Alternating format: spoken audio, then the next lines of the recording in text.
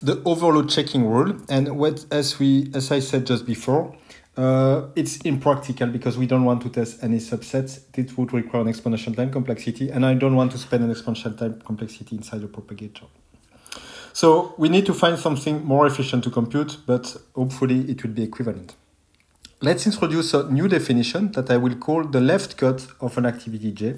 The left cut of an activity J is every other activities in T that will finish at the latest before the latest time of the activity J. Okay, so let's take one example. If I take the left cut of A of this activity, okay, the left cut of activity A will include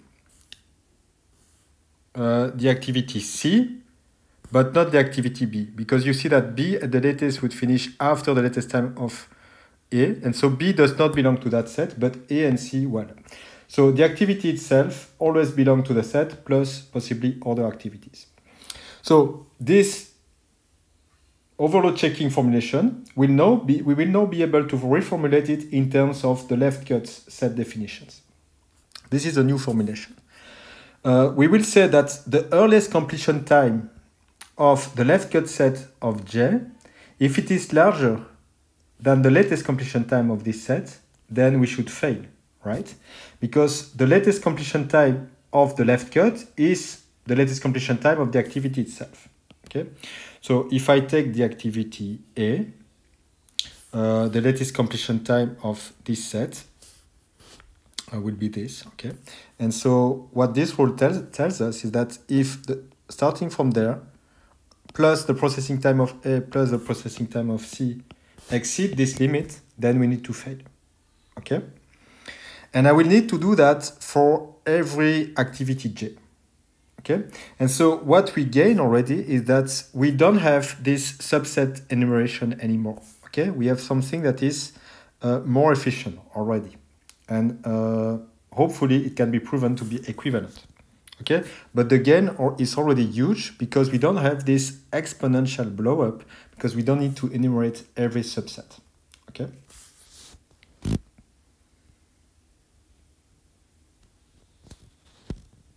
So this is at the bottom of the slide. This is one example where it works to show you that it works. So if I take the activity J equal to B, included in this set, I will have the activity A, B, and C, right? And so on the leftmost part here, I will have this starting time plus the processing time of A plus B plus C, and I will see that it will exceed this value 14 because 16 exceeds 14, and so we should fail. So on this small example, it's not a proof, of course, but it works.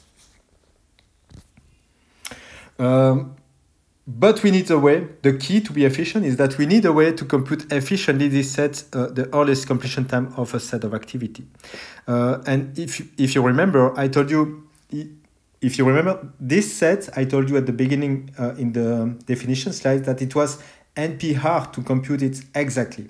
But instead, we will compute the lower bound of it, and the lower bound of this set will be the maximum of any subset omega prime included in omega, starting from the earliest time of omega prime plus the processing time of omega prime. And so this is a lower bound. This is not the real earliest completion time of the set omega, but this definition, we can do it efficiently. Okay, this is what I will show. And in order to do it very efficiently, we will need a new data structure that I will introduce that is called a theta tree. A theta tree is a balanced tree that will store the activities inside the leaf nodes. Okay, balanced tree means that the depth to the leaf nodes is the same for every leaf node. The internal nodes will not contain the activities, but they will contain intermediate computed values, and the root node will store the earliest completion time of all the activities inside the theta tree.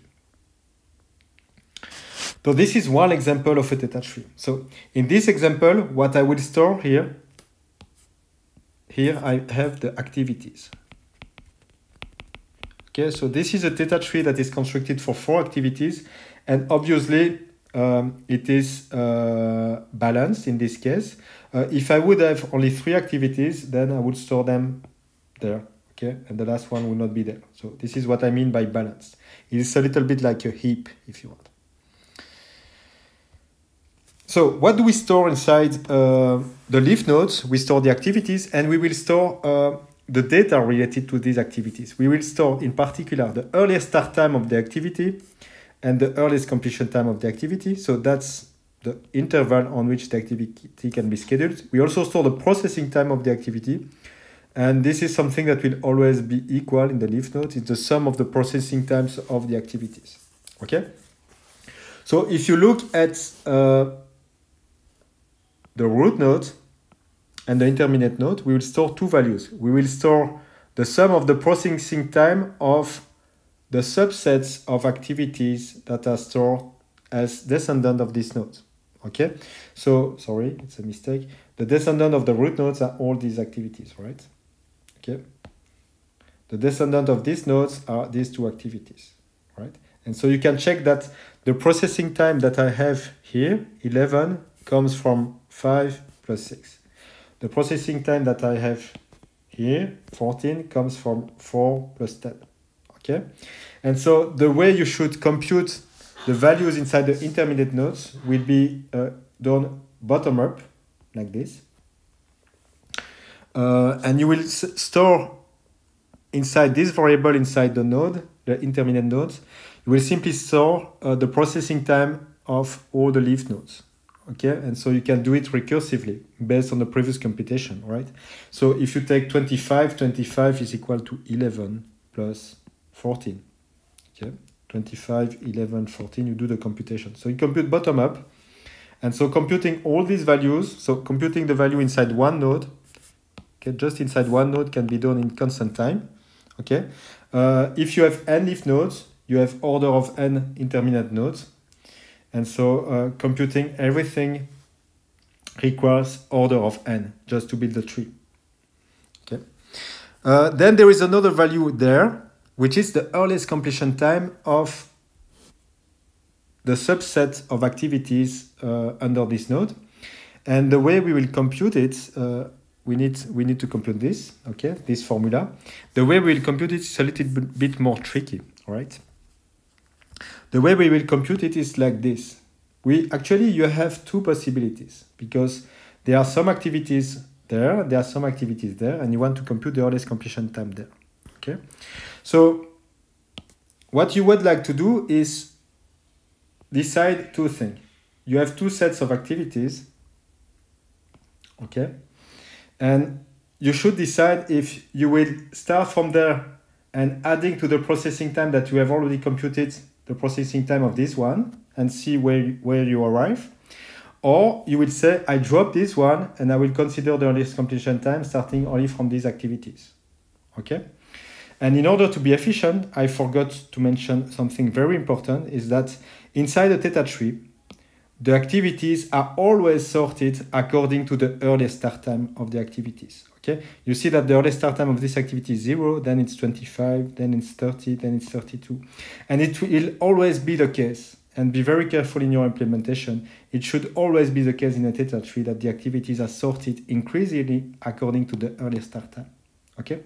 And so the way we will update the earliest completion time inside the node is that we will take the maximum between the earliest completion time of the right, or we will start from the earliest completion time on the left, plus we will add what we have to the right. Okay, and so this really corresponds to the two situations like this. So assume that we have, okay, so since they are sorted, right, according to the earliest start time, we know that we have a situation like this. Okay,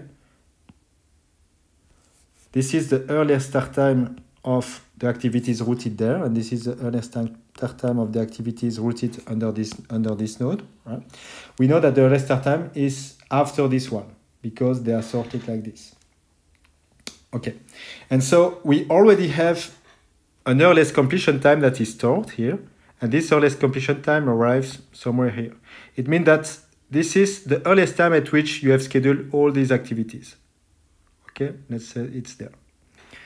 And you have two possibilities. You can add the processing time that you have to the right. And so you will, let's say that you have a processing time there, you will add it there. Or you will say, I prefer completely to drop what I had to the left and continue with the earliest completion time to the right. Okay? And you will take the maximum of these two situations.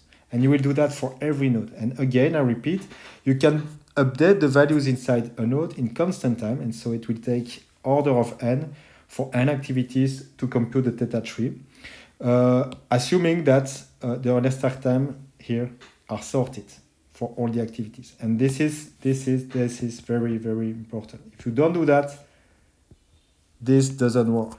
Okay? And if they are sorted, it will work.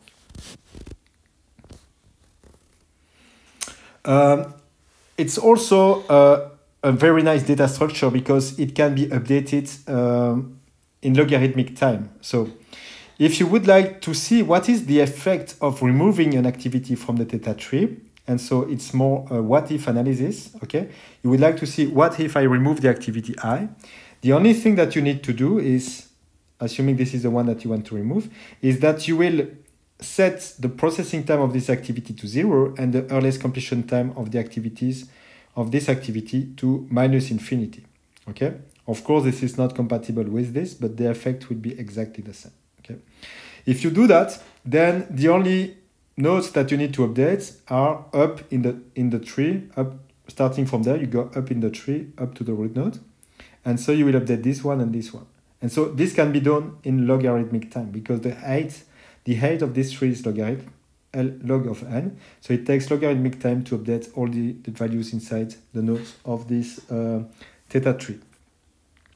And so removing an activity inside the theta tree can be done in logarithmic time. So that's very efficient.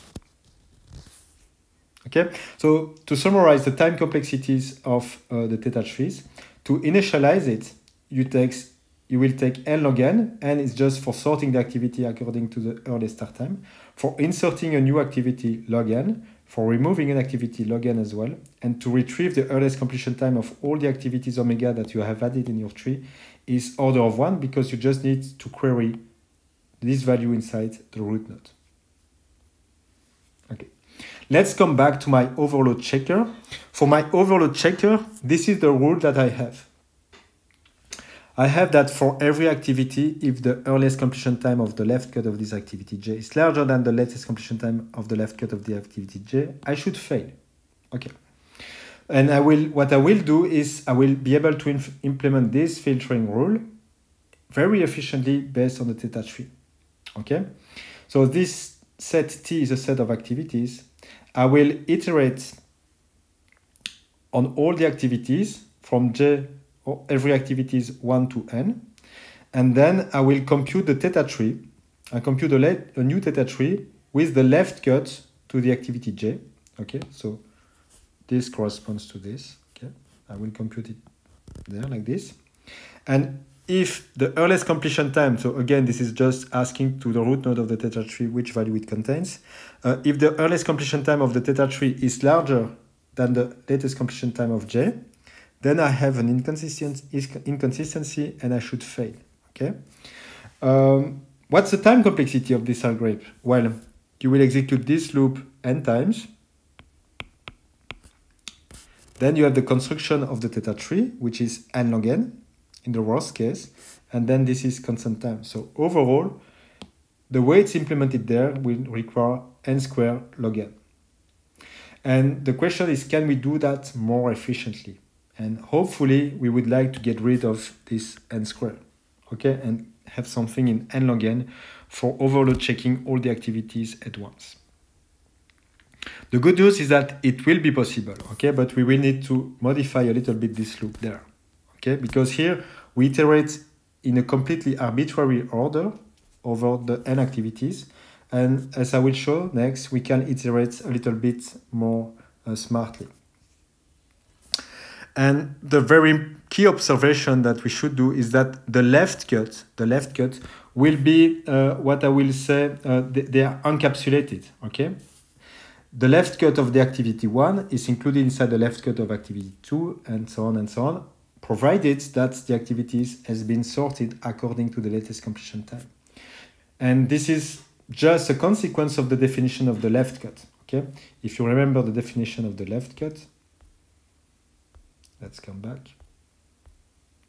Okay, the left cut is all the activities that come before the latest completion time of the activity J.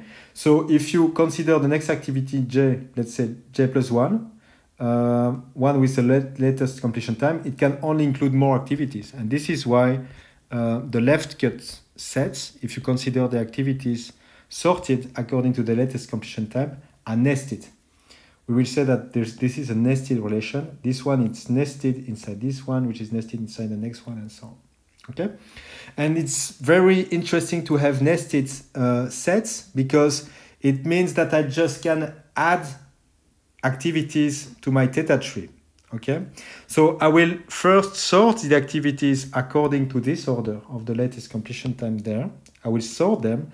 The notation that I use to say that I sort increasingly is sort from A to Z. Okay, by that I mean that I'm sorting increasingly. I will sort increasingly the n activities according to this comparator, which is the latest completion time. So I sort the activities and I retrieve a vector of the identifiers of the activities sorted according to the latest completion time. Then I create an empty theta tree, and I will gradually add elements to this theta tree. I will iterate over the activities in the order of my sorting here, and I will insert it. Okay, I will just insert it. And so inserting an activity inside the theta tree, you should know that it takes order of log n, because I just need to go down from the leaf node up to the root node. And then if the earliest completion time of the theta tree exceeds the latest completion time of J, I have detected an overload violation rule, and I should fail. Okay? And these algorithms will require n log n, because I have here the sorting takes n log n. I will iterate n times over there, and n times I will add something that is log. So n times log n, and for the rest, that's it. Okay? So I don't have to compute from scratch a new theta tree inside the loop, and this is where the benefits come from. Now I should mention that although from an implementation perspective, although you are building the theta tree, an empty theta tree, you already know that you will compute the theta tree for the n activities. And so in your data structure, you will consider a theta tree with the n activities that have already been placed inside the leaf nodes at the correct place. Okay, and so they are already sorted according to the early start time. Simply, you will put the processing time to 0 everywhere. Okay, and this is what I mean by an empty theta tree for the n activities. You have the processing time to 0, and the earliest completion time is minus infinity for all of them. Okay, so here it's minus infinity and so on. So this is what I mean by an empty theta tree for the n activities, and then you will add them one by one and update the theta tree. So that's for the overload checker.